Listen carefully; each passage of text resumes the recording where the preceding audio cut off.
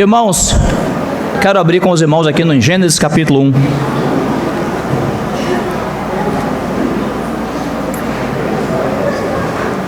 Gênesis capítulo 1, verso 1. Vamos encomendar mais uma vez esse momento ao Senhor. Senhor, mais uma vez te agradecemos por poder nessa manhã partir o pão, lembrando do Senhor, lembrando da obra de redenção, sem a qual nós não estaríamos aqui. Muito obrigado, é o amor, é a graça do Senhor que nos alcançaram. Louvado seja o teu nome. E ainda, Senhor, dependendo de Ti, queremos colocar esse momento da palavra nas Tuas mãos. Se o Senhor não falar, ninguém tem condições de falar.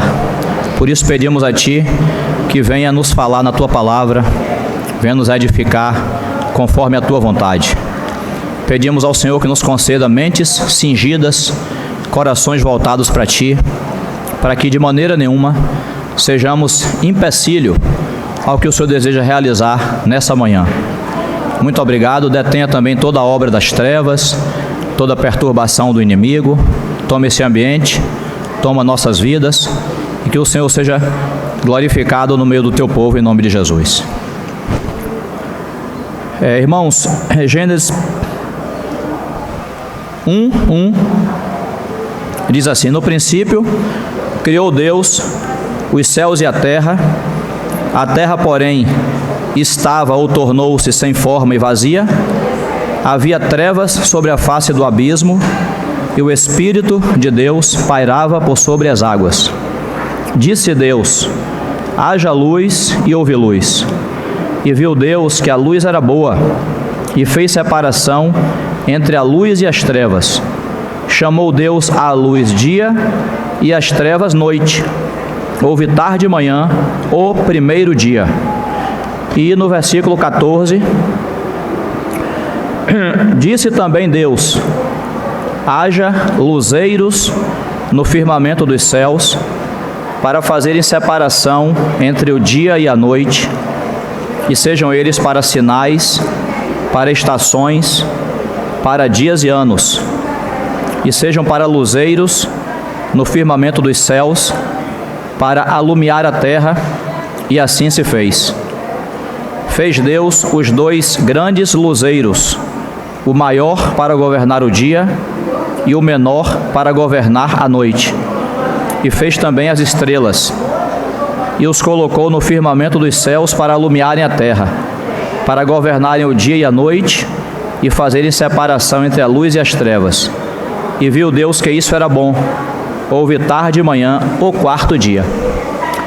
Irmãos, eu ainda estou bastante incomodado com o barulho aqui. Pode alguém lá embaixo, por favor, dar um toque? Não vou continuar enquanto eu não falar ali.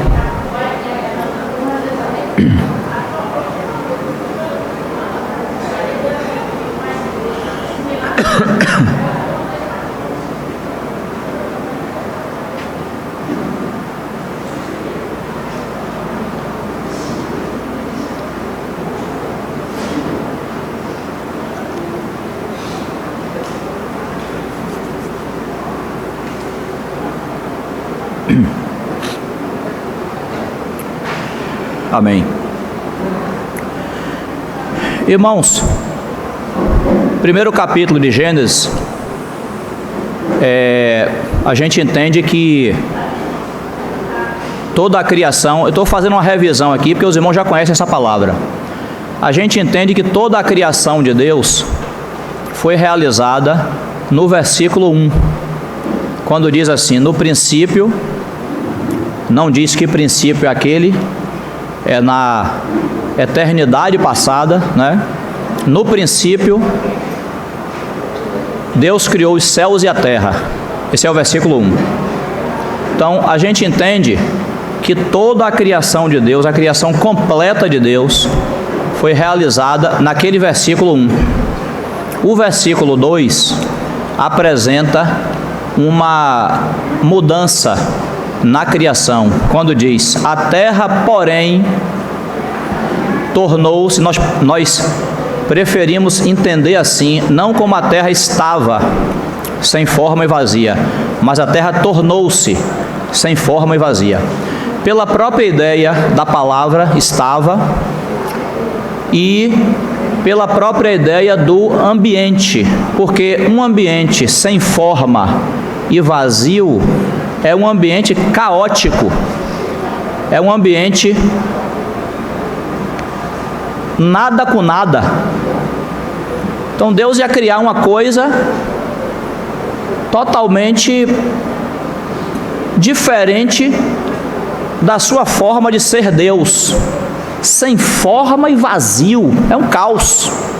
Então nós entendemos, claro, não nós individualmente, mas nos ombros dos gigantes, dos irmãos que estudaram a palavra muito antes de nós, nós entendemos que o versículo 2, ele apresenta uma mudança ali, naquele momento. A terra e toda a criação, todo o universo, criados no versículo 1, mas a terra, vejam os irmãos, o universo é formado por uma quantidade enorme de astros, planetas, galáxias. Então, tudo isso criado no versículo 1, mas no 2, a terra, ou seja, esse pedaço do universo onde nós vivemos. A terra, porém, tornou-se sem forma e vazio. Então veja, no universo criado, agora num ponto localizado, que é a terra, aconteceu aqui uma mudança. A terra tornou-se, não foi Marte que se tornou sem forma e vazio, não foi Júpiter, não foi o Sol, não foi Andrômeda, não foi Antares, foi a Terra, o planeta Terra, um ponto da criação de Deus, tornou-se sem forma e vazio, tornou-se caótico. Então, o Espírito Santo direciona a sua narrativa, sua narração, para alguma coisa que acontece na Terra, não no universo, mas na Terra. A Terra, porém, tornou-se sem forma e vazio. E além disso, uma coisa que aparece nos versículos seguintes, que não diz, a Bíblia não diz que Deus criou essa coisa, são as trevas. A terra, porém, tornou-se sem forma e vazia, e o Espírito de Deus, havia trevas sobre a face do abismo, está vendo? Abismo e trevas, e o Espírito de Deus pairava ali, sobrevoava, digamos assim, aquele caos, aquele ambiente indefinido, aquele ambiente difícil de se definir, uma terra sem forma e vazia. Então nós entendemos que acontece então alguma coisa no universo que afeta a terra. A terra, como nós aprendemos, a terra é a colônia rebelde. Não aconteceu mesmo em Júpiter, em Marte, não aconteceu isso no restante das galáxias, mas aconteceu na Terra essa mudança. Tanto que, quando o nosso Senhor Jesus vem aqui e nos ensina aquela oração de Mateus capítulo 6, Ele nos ensina a orar: venha o teu reino e faça-se a tua vontade, assim na terra como no céu. Então, capítulo 1 de Gênesis vai afunilar a sua narração para algo que acontece de maneira localizada, aqui onde nós vivemos. É aqui que o negócio se transformou, e é aqui, a partir de então, que Deus tem que fazer uma operação para poder restaurar aquilo que foi mexido. Então aí agora você tem um quadro de uma terra sem forma e vazia, abismo. Quem criou o abismo? Não está escrito, e Deus criou o abismo. Você só vai ouvir falar de abismo no livro de Jó. No livro de Jó, que é o primeiro livro do Antigo Testamento escrito, né? E o livro de Jó conta vários detalhes que Gênesis não conta, que são detalhes lá do início também da criação. Então, havia trevas sobre a face do abismo. Deus contempla aquela situação e ele chega e diz assim: haja luz. Haja luz, né? Está tudo em trevas, mas é aqui na terra. Haja luz. E houve luz. Então, naquele primeiro dia da criação ali, Deus não fez outra coisa a não ser separar a luz das trevas. Tanto que o versículo que nós lemos diz: e viu Deus que isso era bom, houve tarde de manhã o primeiro dia. O primeiro dia de Deus, nós podemos dizer assim, restaurar essa criação que foi mexida, foi separar luz de trevas. Por quê? Porque Deus é luz. Não é isso que diz lá em 1 João? 1 João, capítulo 1, verso 5. Ora, a mensagem que temos recebido da parte dele é essa: que Deus é luz. E não somente Deus é luz, não. Deus é luz e não há nele treva nenhuma. Então, no primeiro dia ali, o Senhor chega para dizer: eu não tenho nada a ver com as trevas.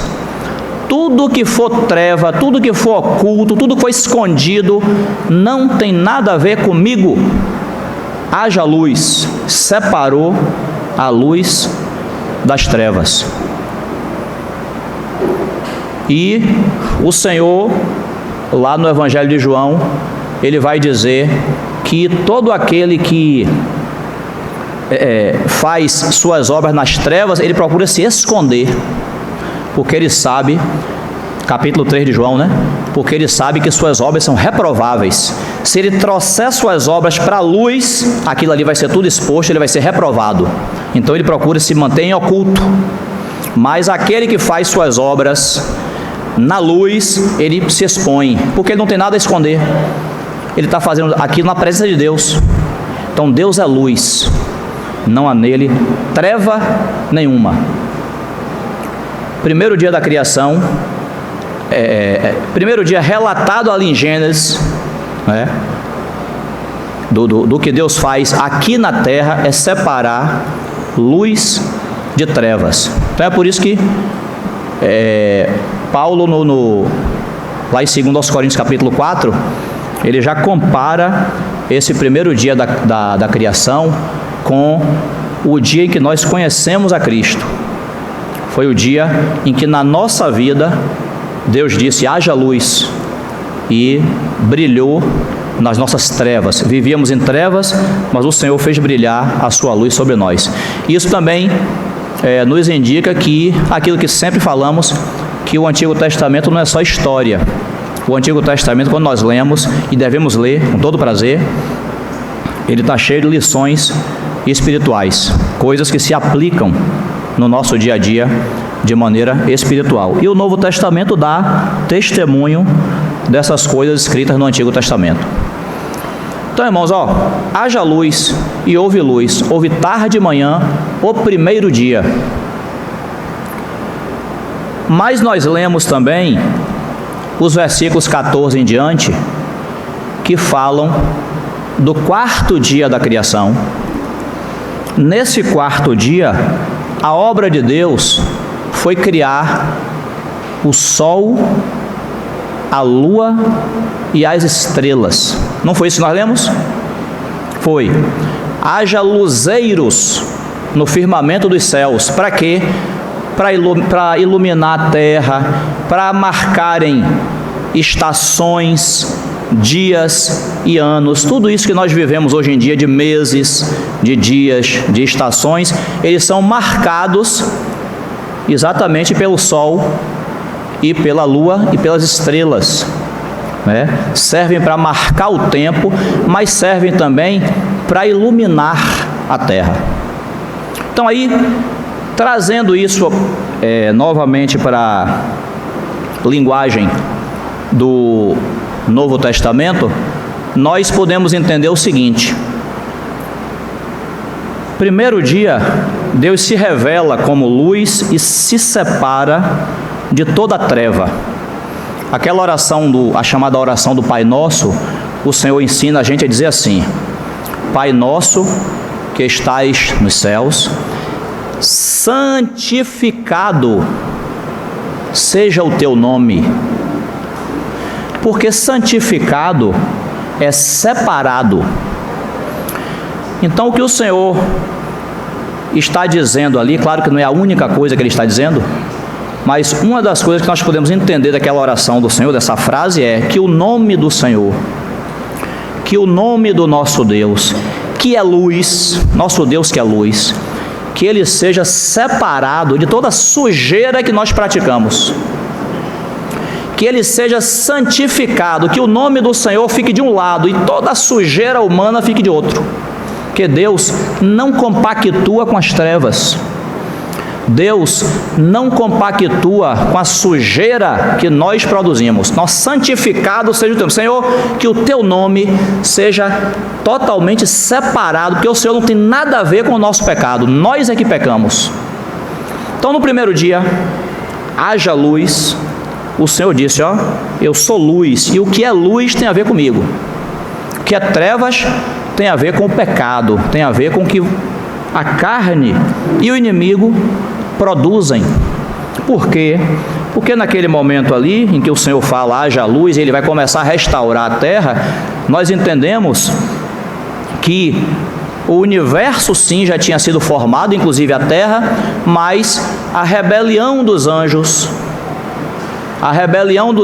capitaneada por Lúcifer, ela introduz o pecado no universo, ela introduz a desobediência no universo. Agora no universo há duas vontades.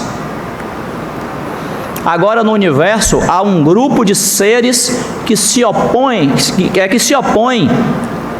a Deus, como se isso fosse possível. Então o Senhor tem que dizer, ó, separa. O que for trevas não tem nada a ver comigo. Meu caminho é esse aqui, eu sou luz. Primeiro dia. Mas no quarto dia, veja, já existia a indicação ali, clara, do primeiro dia, de que Deus é luz. Ó, quer andar comigo? Vai andar na luz. Quer andar no pecado?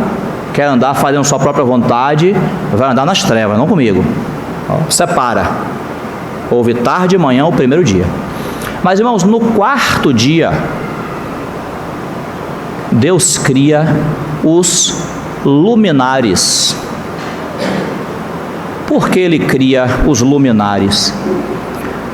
Ele já havia falado, Ele já havia separado a luz das trevas, Ele já tinha, de certa forma, iluminado ali aquele caos no primeiro dia. Mas no quarto dia, nós aprendemos que Deus cria uma luz, Deus cria uma representação da luz, Ele é luz, que essa representação ela é mais palpável, porque você consegue ver o sol, você consegue ver a lua, você consegue ver as estrelas. Deus é luz, mas Ele habita em luz inacessível, como diz Paulo lá em Timóteo.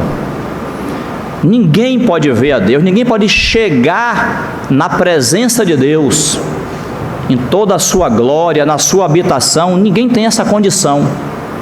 Então, no quarto dia, o Senhor vai trazer para a terra, repito, para a terra, uma iluminação que é palpável, que você pode, entre aspas, pegar.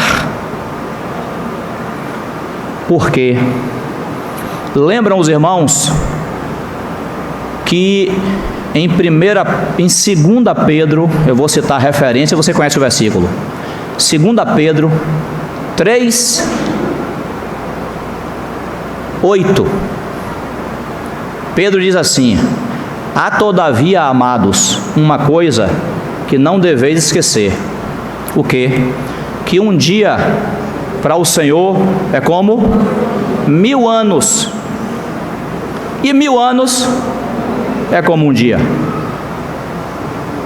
Se você aplica esse princípio a Gênesis, quarto dia, se passaram 4 dias, então se passaram 4000 anos, desde aqueles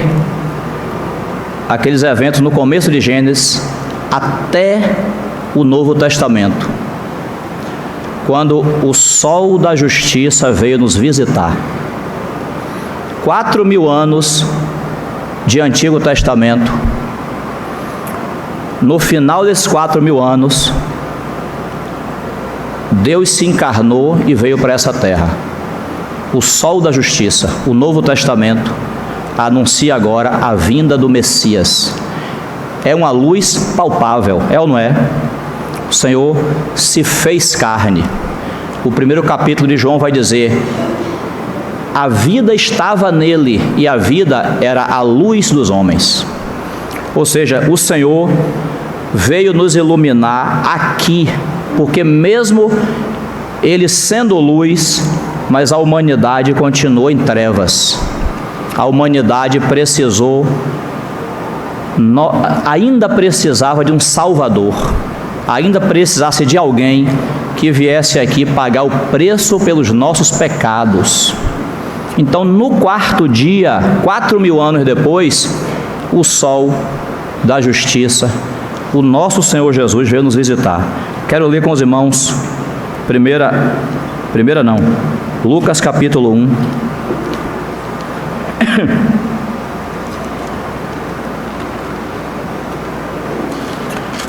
Verso 76.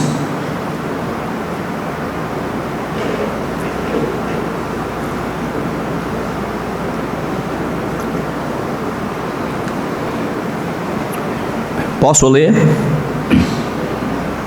O silêncio é porque eu não posso, é assim? Dê um amém se você já achou. Porque não tem pressa não, bora ler todo mundo junto, né? Pode ler? Pronto. Aqui, só fazendo, mesmo que você conheça, só fazendo aqui a contextualização, essa é a oração de Zacarias, o pai de João Batista, não é? Ele está falando sobre o nascimento do seu filho, mas ele está falando da missão também do seu filho. Então, 76 diz assim: tu, menino, serás chamado profeta do Altíssimo, porque precederás o Senhor, preparando-lhe os caminhos, para dar ao seu povo conhecimento da salvação, no redimi-lo dos seus pecados, graças à entranhável misericórdia de nosso Deus, pela qual nos visitará o sol nascente das alturas, para alumiar os que jazem nas trevas e na sombra da morte, e dirigir os nossos pés pelo caminho da paz. É sobre isso aqui, irmãos, que a gente está falando. O sol nascente das alturas veio nos visitar. Essa é a luz do quarto dia. O Senhor enviou o seu Filho para poder iluminar nossas trevas. Ele não ficou só lá no céu brilhando, ele veio brilhar aqui. Ele veio pisar aqui, no meio das nossas trevas, e declarar que há salvação para nós, há libertação para nós. Então, somos gratos ao Senhor, porque Ele não ficou lá em cima, Ele desceu.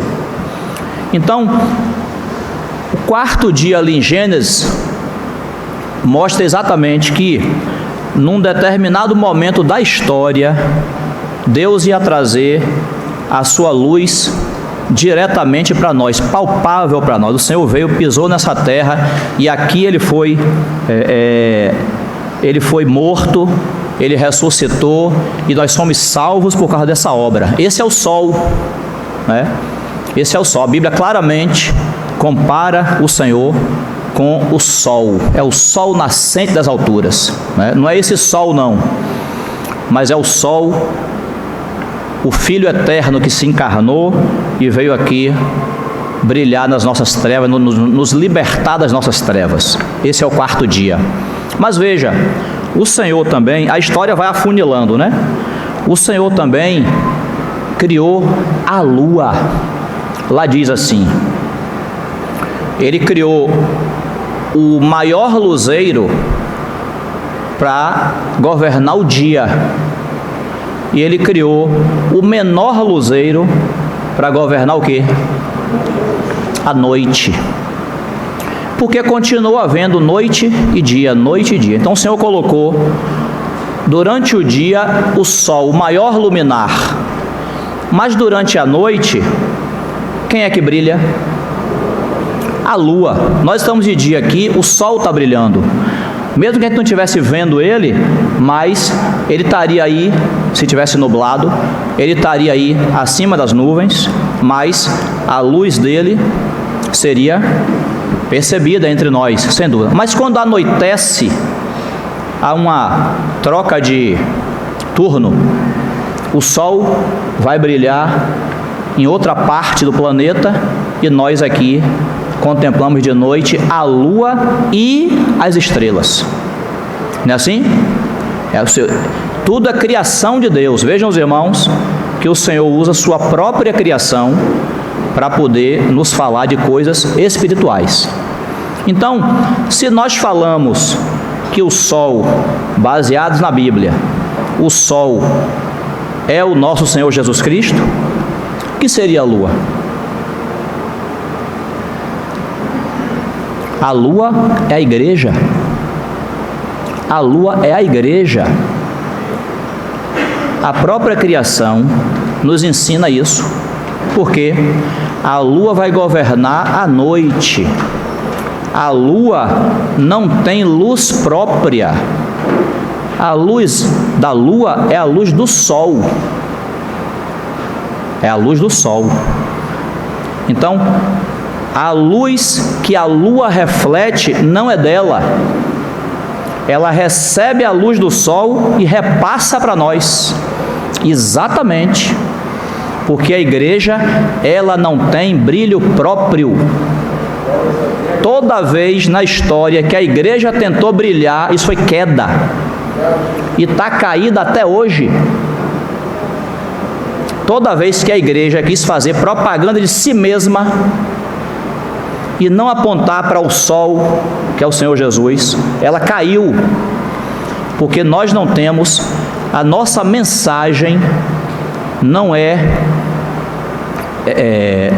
nossa, não aponta para nós. Nossa mensagem tem que apontar para o Filho eterno, para o sol da justiça. A lua, ela governa a noite, porque, exatamente, vamos ler, tem tempo. Você está em Lucas aí, né? Romanos capítulo 13. Romanos capítulo 13.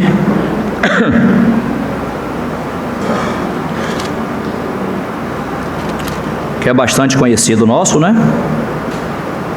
Verso 11.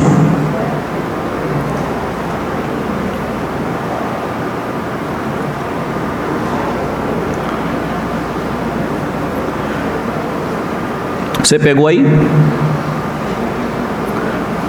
Pegou não? Fez um silêncio?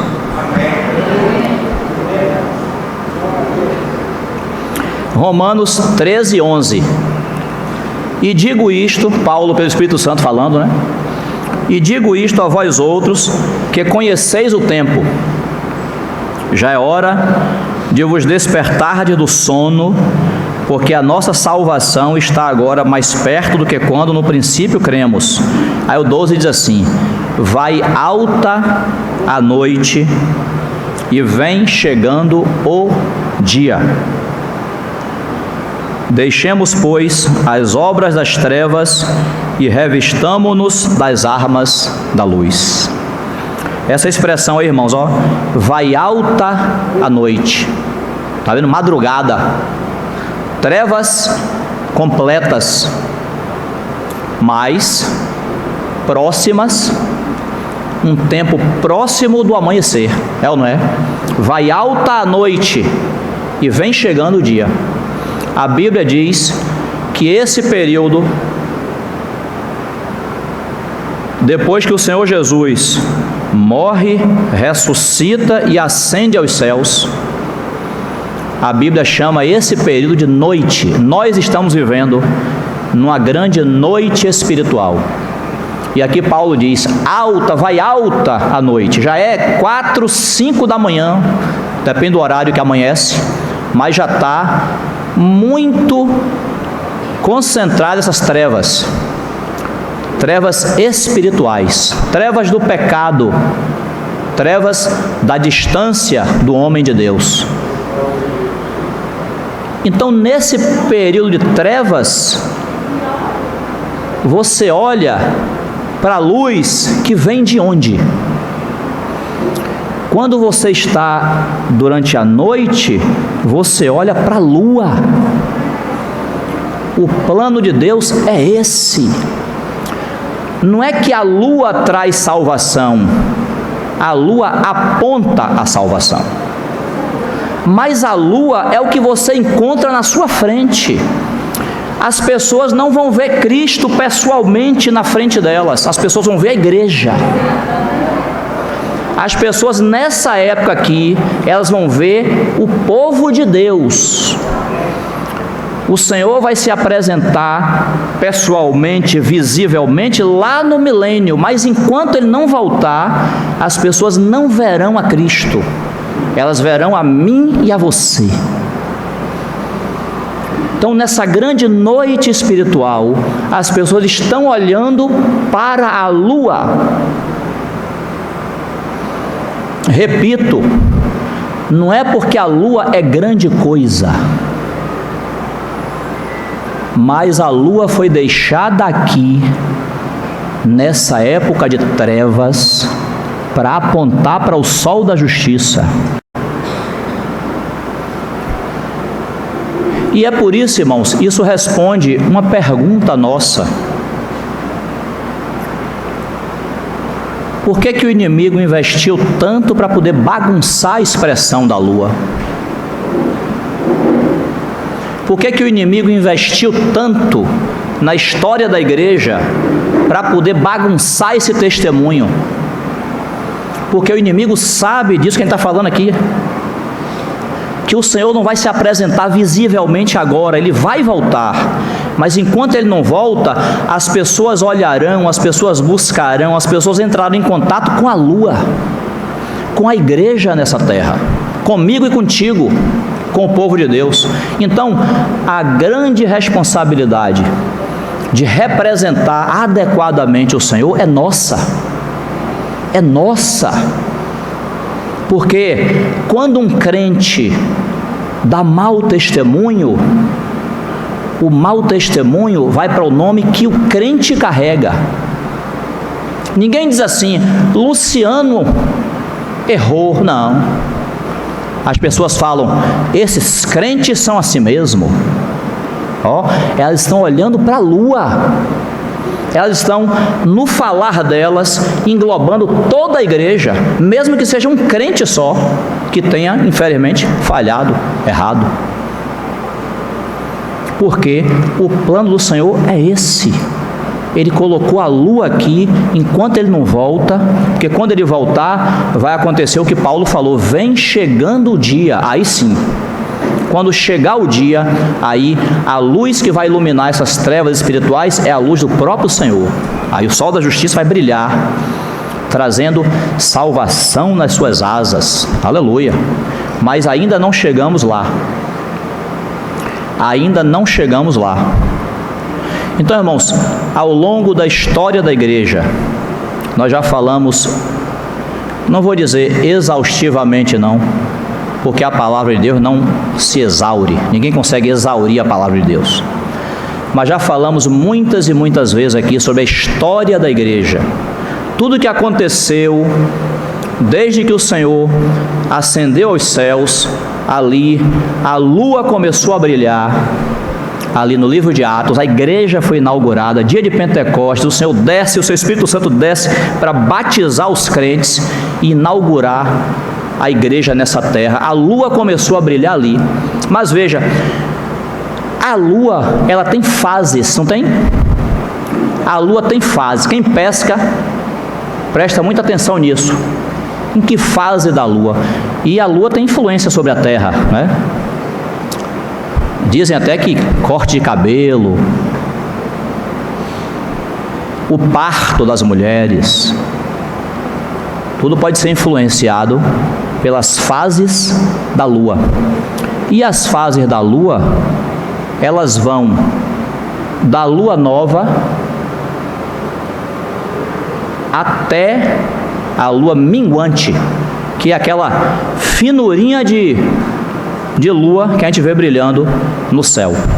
E tem noites que não tem lua, é ou não é? Não tem lua é uma forma de dizer, não é que a lua desapareceu, ela não está brilhando. Quando é que isso acontece? A lua começa com a sua fase nova, que não é muito visível, aí vem a fase crescente. Depois, o ápice é a lua cheia, e depois ela declina para sua fase minguante. Então você pode entender isso exatamente como o caminhar da lua nessa terra, o caminhar da igreja, que lá em Atos e nas epístolas, ela atinge a sua fase cheia. O Senhor inaugura a igreja e ela vai crescendo, vai recebendo do Senhor, vai amadurecendo, vai pregando o evangelho, vai estabelecendo ali os padrões da palavra do Senhor para a igreja. Mas quando chega no final do primeiro século, ela começa a minguar. O Senhor já tinha ascendido aos céus, os primeiros discípulos já tinham passado para o Senhor, já tinham falecido. O último que fica vivo até o final é João, mas ali, quando ele escreve o Apocalipse, as cartas e o Evangelho, ele já está partindo. Então, o testemunho da igreja começou a minguar. A lua começou a entrar em sua fase minguante, aquela tirinha de lua no céu. E foi isso que aconteceu exatamente, irmãos. O testemunho da igreja foi manchado, de maneira que a igreja hoje, nós estamos em 2025, né? De maneira que a igreja hoje, ela por muitos é desprezada, desconsiderada. Tem até um grupo de crentes espalhados por aí, que se chamam de desigrejados. Você já viu esse termo? Desigrejados. Quer dizer, até entre os próprios crentes, tem um desânimo, tem uma visão distorcida sobre o que é a igreja. Mas vejam os irmãos, que no plano de Deus, a igreja é essa lua mesmo, ela tem que estar brilhando e forte. Mas como ela está minguante hoje? E tem noite, irmão, que não tem lua, porque é justamente, a ciência explica, é na sua primeira fase ali de nova, uma face da lua não é iluminada diretamente pelo sol. Então a gente pensa que não tem lua, na verdade ela não está brilhando para nós, mas a gente não vê. E nessas noites que não tem lua, os astrônomos usam essas noites para fazer o quê? Para observar os demais astros. Então, você quer observar as estrelas? Escolha uma noite que não tem lua. Porque se a luz maior da lua, que brilha de noite, se ela não está presente, os outros astros são evidenciados. Você consegue ver as constelações de maneira mais clara, mais nítida. Isso também é verdade espiritualmente. em todo esse período em que o testemunho da igreja esteve manchado, modificado, misturado, não se entendia direito o que é corpo de Cristo. Então, Deus, na sua infinita misericórdia, levantou estrelas. Quem são as estrelas? Homens e mulheres de Deus que no passado, quando não havia clareza de corpo de Cristo, quando não havia clareza do brilho dessa lua, esses irmãos brilharam individualmente para poder apontar o caminho na palavra para a igreja. Então, por isso que na história da igreja você tem muitos nomes de irmãos que foram levantados como estrelas para servirem de referência, para que o povo de Deus não ficasse no escuro nessas épocas em que nem a lua estava brilhando. Muitos, e nós honramos a esses irmãos, tem o seu galardão. Não vou citar nomes aqui, mas é muito comum nas pregações que nós citemos vários nomes de irmãos do passado que Deus usou eles para estudar a palavra, para serem firmes na fé, para darem testemunho como estrelas, porque se não fossem esses irmãos, a gente não teria referência de Deus.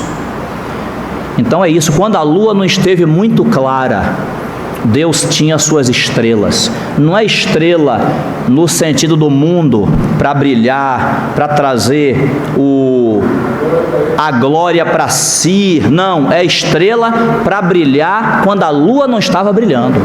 Muitos e muitos irmãos e irmãs que a gente nem conhece, mas Deus conhece, e que foram levantados na história, são as estrelas. Que lá no quarto dia, Deus criou o sol, a lua e as estrelas. Então louvamos ao Senhor por esses homens e mulheres, sim, que foram criados, que foram postos em suas épocas devidas para trazerem direção na palavra, para serem firmes no seu caminhar. Isso serviu de testemunho para nós. Isso manteve a fé do povo de Deus firme naqueles tempos. Mas, irmãos, chegou um momento que o Senhor começou a restaurar o testemunho da lua. Deus não quer seus filhos brilhando individualmente como estrelas. Deus quer o testemunho do corpo de Cristo. Por que é tão importante falar sobre a igreja? Porque ela está no plano de Deus. Não é porque ela é maior do que o nosso Senhor, não. Nós acabamos de falar aqui que é o que está escrito em Gênesis, né? O luzeiro maior, o sol, aponta para o nosso Senhor Jesus Cristo. A lua, a igreja, é o luzeiro menor. Então nós sempre seremos menores. Ninguém é maior do que o nosso Senhor. Mas os irmãos percebem como é importante falar sobre essa restauração. Deus não ia deixar que esse testemunho ficasse prejudicado para sempre. Chegou um momento na história que Deus sim levantou irmãos e irmãs para dizerem assim: nós precisamos nos reunir como igreja segundo o modelo. E reunindo como igreja segundo o modelo significa fazer, evidenciar, não homens e mulheres individualmente, mas fazer brilhar o testemunho do corpo de Cristo. Porque o corpo de Cristo é governado pelo cabeça. Então, por isso, por quê? Porque o cristianismo, o catolicismo romano, as denominações protestantes, elas não forneceram e não fornecem esse modelo. Então, por isso que o Senhor se incomodou e no seu plano, ele em determinada época, ele levantou irmãos e irmãs para dizer sim, somos crentes, somos salvos, servimos a Deus, cremos na Bíblia, mas a nossa prática como igreja, ela precisa ser trazida para o modelo. Ela precisa acontecer, ela precisa ser realizada de acordo com o que está escrito na sua palavra. E isso explica porque grupos de irmãos como nós existem. Porque o Senhor não deixou que o seu testemunho ficasse só com o cristianismo. O cristianismo contém nossos irmãos, tem pregado o Evangelho, tem pregado a palavra, vidas têm sido edificadas, mas no que toca ao testemunho da lua, isso foi prejudicado. E Deus não ia deixar que isso perdurasse para sempre. Ia chegar um momento que o Senhor ia querer e quis e fez restaurar esse testemunho. Eu lembro, irmãos, com gratidão, nós ainda reunimos no Polivalente. Nosso irmão Eliseu Apablasa, compartilhando a palavra para nós, ele falou assim, ó, Romanos, a carta aos Romanos, tem 16 capítulos. Do capítulo 1 ao capítulo 8, você vê toda a obra de redenção, toda a pecaminosidade do homem e a vinda do Senhor para poder resolver totalmente nosso problema, se oferecendo como sacrifício, entrando em nós e nos dando graça para a gente viver em santidade na sua presença. Toda a obra de redenção, capítulos 1 a 8, ele falou assim. Capítulos 9, 10 e 11 falam sobre Israel. Aí já entra o irmão Gino dizer, o Senhor não ia falar do seu propósito, do seu evangelho, sem incluir Israel, porque Israel é o povo de Deus. Então está lá em Romanos, capítulos 9, 10 e 11. Aí o irmão Eliseu falou assim, nesses anos de história da igreja, muito tem se estudado, compreendido sobre os 11 primeiros capítulos de Romanos. Mas eu creio, ele falou, mas eu creio que a partir de então, o Senhor vai derramar graça e mais graça, muita graça, para a gente compreender e viver os capítulos 12 a 16. Os capítulos 12 a 16 são a igreja e a obra. É o corpo de Cristo se movendo. Por quê? Porque Deus deseja o testemunho da lua e não das estrelas individuais. O Senhor quer restaurar o testemunho da sua casa. Quando o evangelho for pregado, não é o nome de uma estrela que chegou ali e pregou o evangelho, é a igreja que pregou o evangelho. Ou seja, nós, como membros individuais desse corpo, nós nos escondemos no corpo. Então não é o nome de Luciano que chegou lá e abençoou aquela pessoa, não. A igreja chegou lá e levou Cristo e abençoou aquela pessoa. Os irmãos entendem? Se esconder no corpo de Cristo. Quando eu estou falando aqui, vários órgãos meus, meu corpo está em funcionamento. Não há glória individual para nenhum membro aqui, mas há o trabalho do corpo aqui. É o que o Senhor quer restaurar. Por isso, para nós, é importante compreender isso, que foi isso que o Senhor fez. Foi trazer o testemunho da lua. Porque as pessoas vão olhar para a lua e se a lua está brilhando corretamente, elas vão dizer assim, ó, estou vendo ali a lua e o brilho que eu estou recebendo da lua vem do sol. Então, no final das contas, a glória de todo o nosso trabalho, a glória de tudo que nós fizermos, vai para o nome do Senhor e não para nós. Não é um outro servo de Deus do passado disse, hoje não é mais época, irmão, das estrelas. não é para irmãos e irmãs brilharem individualmente. Deus quer o testemunho do corpo, porque no corpo a gente está escondido, não tem glória para o homem. Mas a igreja chegou e abençoou ali aquele casamento, abençoou aquela família. A igreja chegou. Quando a igreja quem é? 300 pessoas, não tem uma pessoa para poder nomear, não, a igreja. E no final das contas ela vai dizer assim: Deus me abençoou, a bênção chegou, o canal foi a igreja, mas não foi a igreja que teve brilho próprio, não. Esse brilho, esse trabalho, essa glória veio toda do Senhor, do sol que fornece sua luz para a lua. Então por isso que a luz do quarto dia nos ensina muito a respeito do nosso caminhar hoje como igreja. Isso não é uma nova doutrina, não é alguém que teve uma ideia lá atrás e falou assim: olha, nós vamos fazer agora uma igreja sem nome. Tudo que é igreja tem nome, a gente vai fazer uma sem nome. Não foi ideia de ninguém, mas Deus, na história da igreja, vendo o que ninguém vê e vendo como o testemunho da sua casa, da lua que ele colocou para brilhar nesse período, como estava tão prejudicado, né?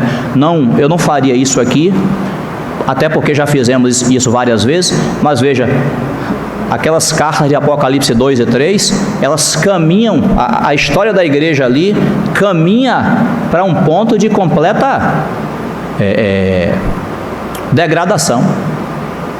Começa com Éfeso, vai até Laodiceia, ali conta a história da igreja, passando pelo cristianismo, passando pela fase que nós provamos de irmãos terem sido levantados para virem dar testemunho da igreja, de acordo com a palavra. E não para aí, desemboca em Laodiceia. A situação em Laodiceia é tão feia que o Senhor está do lado de fora. Eis que estou à porta e bato. Nós tomamos, como o irmão Otmani fala, nós tomamos esse versículo emprestado para pregar o evangelho para os incrédulos, mas é tomar emprestado, porque o Senhor ali não está falando para incrédulos, o Senhor está falando para a igreja. Degradação tão grande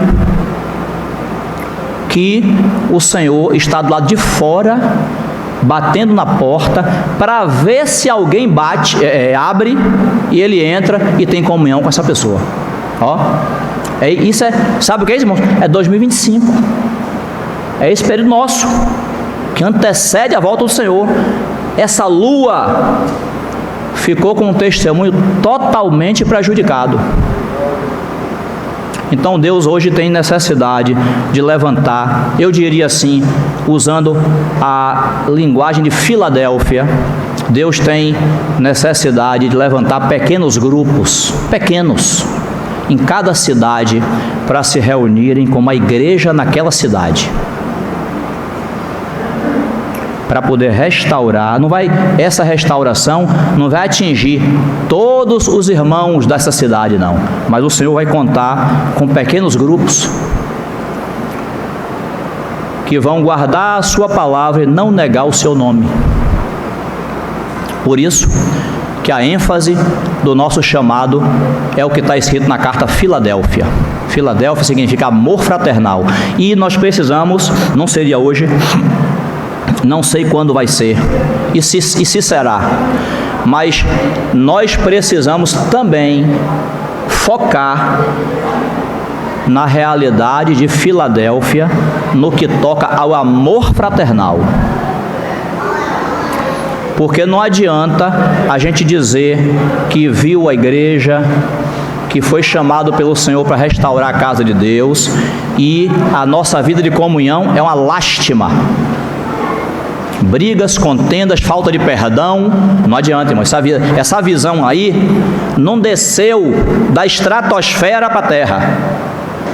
Eu abri a boca, eu vi a igreja, vi a restauração, o Senhor me chamou, mas minha vida de comunhão é péssima, e eu brigo com todo mundo, e eu quero fazer minha vontade. Isso não é visão de igreja. Visão de igreja é para ser vivida. Então, não seria hoje não, mas nós precisamos também tocar nesse aspecto, viver de amor fraternal entre os irmãos, viver de cuidado, de pastoreio entre nós. Isso é Filadélfia, amor fraternal. Mas tem também aquele outro aspecto que nós enfatizamos, que é: você tem pouca força, é um grupo pequeno, mas mesmo assim você guardou a minha palavra e não negou o meu nome. Glória a Deus. Deus tem levantado pequenos grupos nas cidades para reunirem de acordo com o modelo das Escrituras. Então, guarda a palavra e não nega o nome do Senhor. Não nega o nome do Senhor, porque o povo de Deus deve ser conhecido apenas pelo seu nome, o nome de Cristo que está sobre nós. Se eu me reúno sobre qualquer outro nome, se eu disser assim, eu sou cristão, mas eu sou assembleiano, se eu disser assim, eu sou cristão, eu sou batista, eu estou introduzindo um outro nome entre mim e o nome do Senhor. Então, Filadélfia guarda o nome do Senhor. Deus tem levantado e vai continuar levantando irmãos, porque Ele deseja restaurar o testemunho dessa lua, a lua brilhando com o brilho do sol, a lua que é a igreja, trazendo o brilho do sol da justiça para iluminar as trevas dos homens. Esse é o plano de Deus, não mais estrelas, mas a lua. E hoje, irmãos, para finalizar, o tempo em que vivemos é muito difícil. Eu quero ler, para finalizar mesmo, aqui Mateus capítulo 7. Mateus capítulo 7, verso 21 em diante.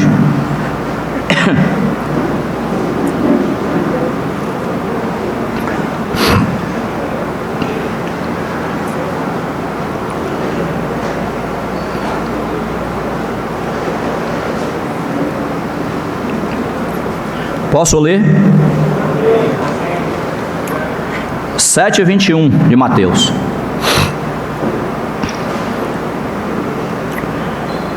Nem todo o que me diz, Senhor, Senhor, entrará no reino dos céus, mas aquele que faz a vontade de meu Pai que está nos céus. Muitos naquele dia hão de dizer-me, Senhor, Senhor, porventura não temos nós profetizado em teu nome? E em teu nome não expelimos demônios? E em teu nome não fizemos muitos milagres? Então lhes direi explicitamente, nunca vos conheci. Apartai-vos de mim, os que praticais a iniquidade. Irmãos,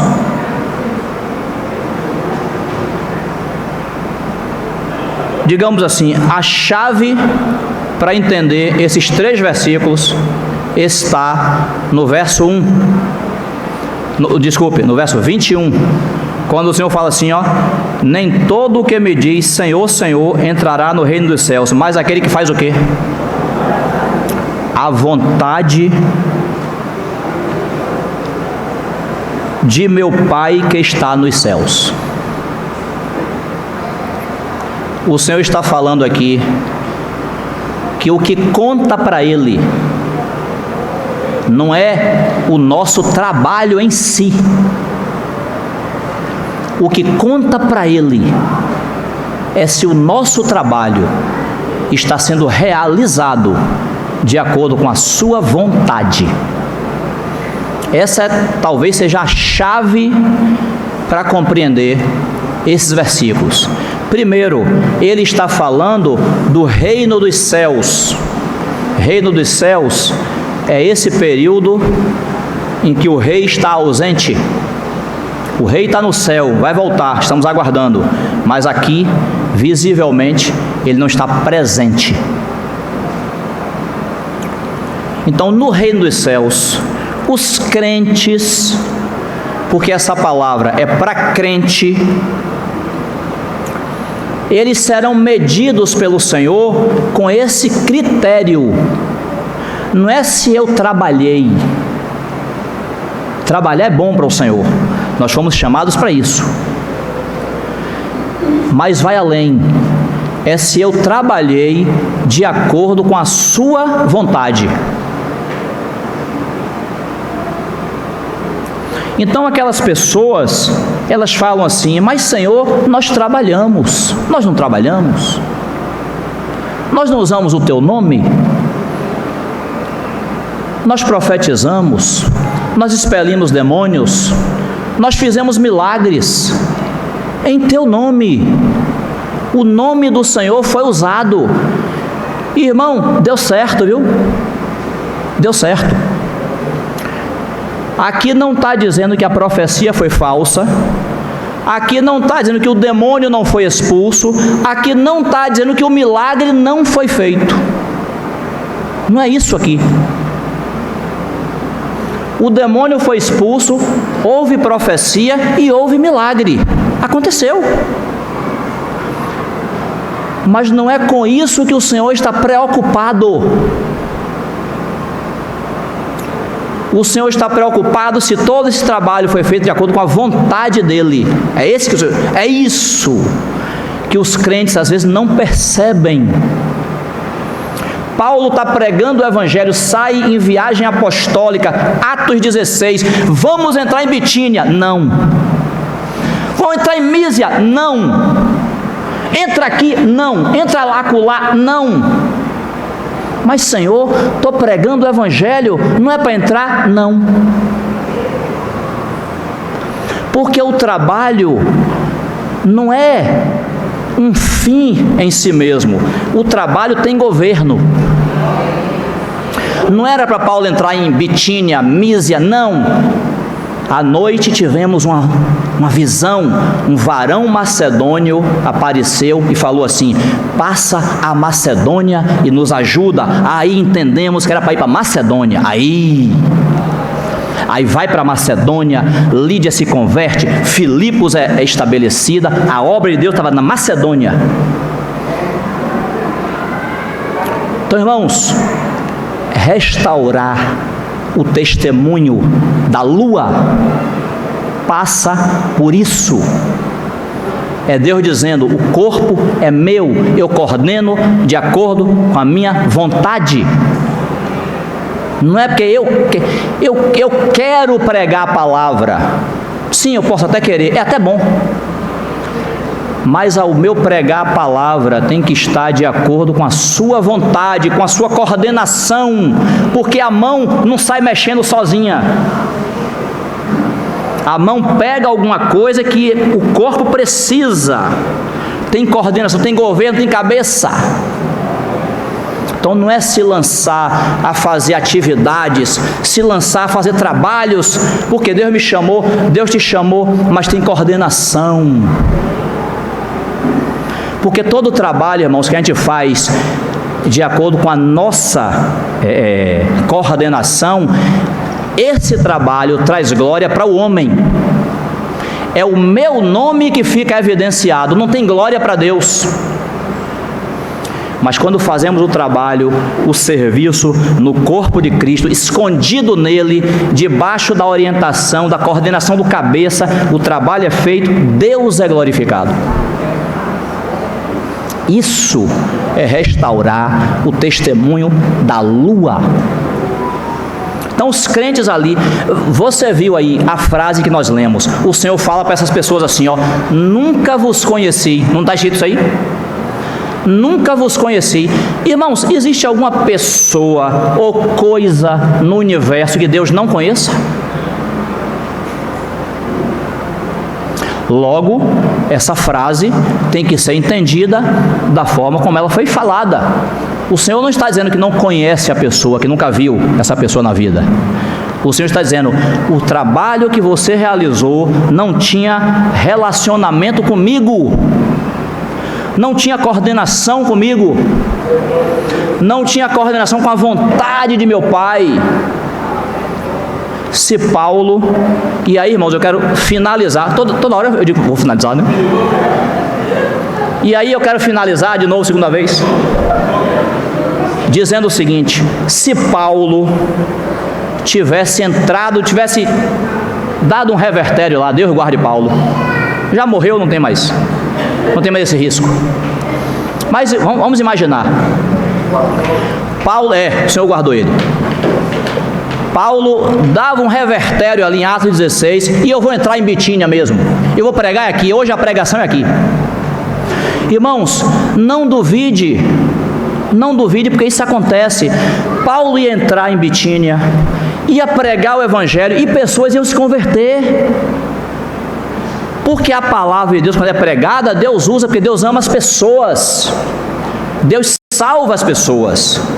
Só que alguém ia olhar e dizer assim: olha, Deus está abençoando aqui essa obra, e na verdade não era.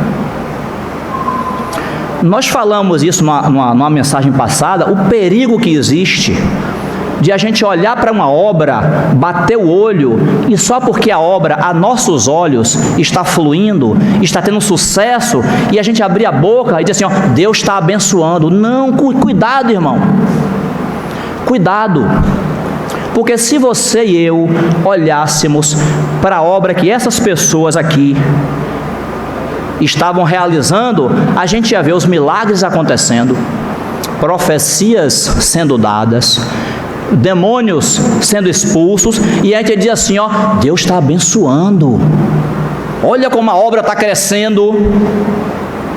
A gente ia ser traído pelo resultado. Nem sempre, quando você bate o olho numa coisa, no resultado daquilo, quer dizer que Deus está abençoando. Nem sempre. A prova está aqui, a gente acabou de ler. Então, por isso, irmãos, que o que Deus deseja é ter um corpo onde Ele, como cabeça, Ele governe. Não é Paulo dizer assim, eu vou pregar o Evangelho em qualquer cidade, nem qualquer não, Paulo, você vai pregar na cidade que eu mandar você entrar. E se for para ficar calado, você não vai pregar o Evangelho para ninguém. Porque isso é coordenação, o corpo age coordenado pelo cabeça. Então, irmãos, tudo isso faz parte, né? Agora sim eu acabo. Tudo isso faz parte dessa restauração que o Senhor deseja fazer. A igreja tem que ser igreja de acordo com o modelo que Deus estabeleceu para ela como igreja. E não como nossas ideias mirabolantes, que às vezes até parecem boas, mas que não ajudam, prejudicam o povo. Aliás, prejudicam o plano de Deus. Então, por isso, a luz do quarto dia está aí, diante de nós. Deus nos abençoe. Finalizou. Agradecemos a Ti, Senhor, pela Tua palavra. Ó Deus, o Senhor soprou a Tua palavra um dia. Nós pedimos ao Senhor que mais uma vez venha soprar a Tua palavra em nossos corações, para nos falar aquilo que o Senhor deseja, segundo a Tua vontade, em nome de Jesus. Te agradecemos. Amém. Jesus é o Senhor.